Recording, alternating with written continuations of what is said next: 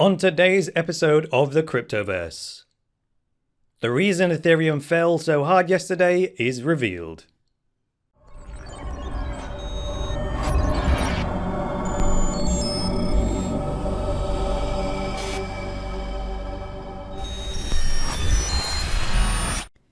Dash is the privacy-focused digital currency that offers transactions with instant confirmations.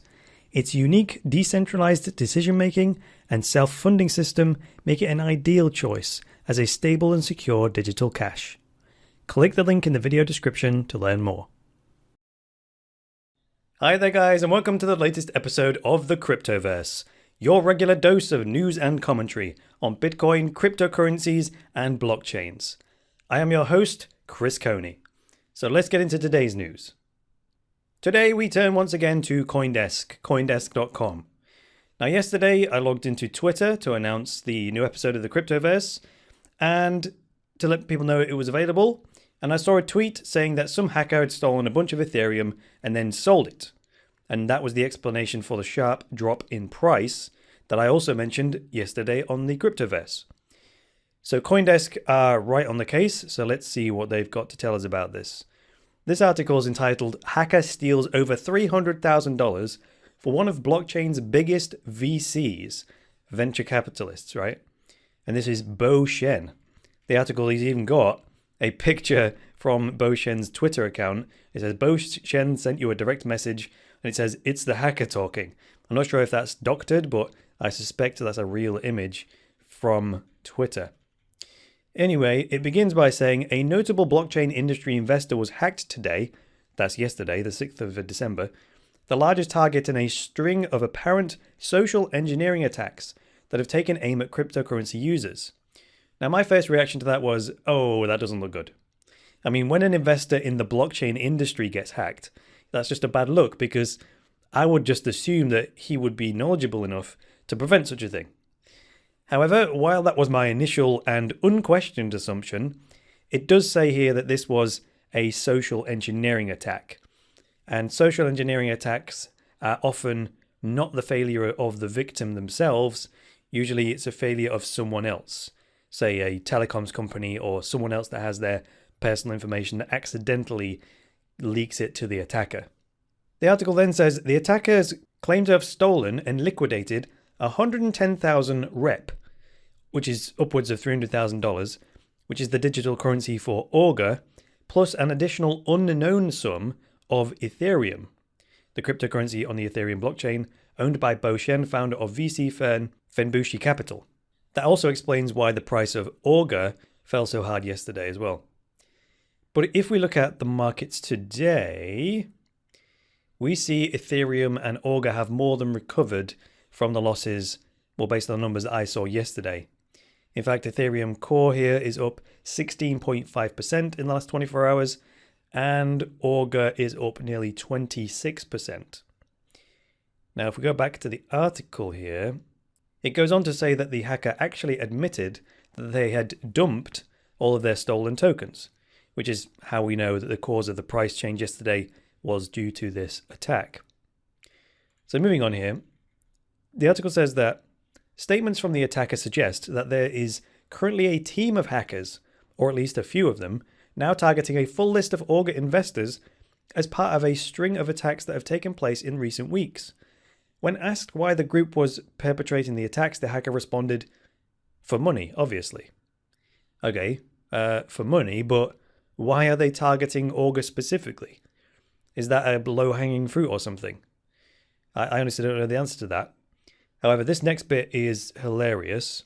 The bit I've highlighted in green here says, the hacker sought to stress that, in his view, these attacks, at least in the case of Augur, were preventable.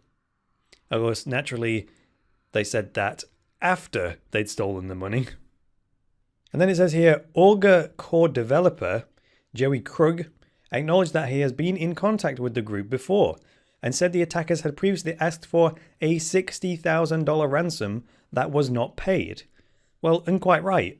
I mean, we can't go around paying every ransom demand just because if we do that, it creates an incentive for more people to do the same. Once we demonstrate that extortion actually works, it'll just become a business opportunity for every hacker out there if it isn't already. But there's a huge question here that we still yet have to answer. How exactly did this hacker manage to get access to Bo Shen's funds? So let's read on. In the purple, it says, quote, "We've been sending emails out with instructions. If you don't sell rep tokens on an exchange and store them in cold storage, it's fine.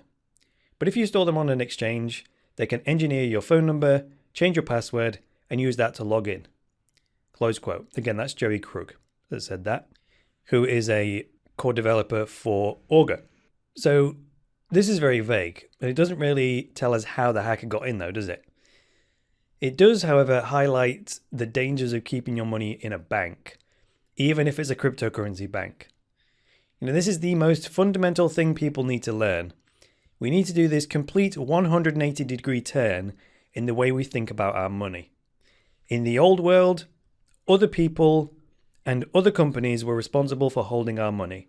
In the new world, we are 100% responsible for holding our money. Now, as someone who prides myself on taking responsibility for what happens in my life, I relish this change. But I am unfortunately in the minority. Most of society is conditioned to do the complete opposite, to blame, to point fingers, and to make excuses. Anything to avoid taking responsibility for themselves. To my mind, though, if I don't take responsibility for my failures, I can't rightly take responsibility for my successes either. And then finally, let's finish this off.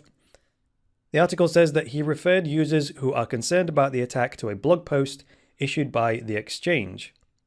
All in all, the post suggests investors follow a complex series of 40 steps to protect their assets from the attacks.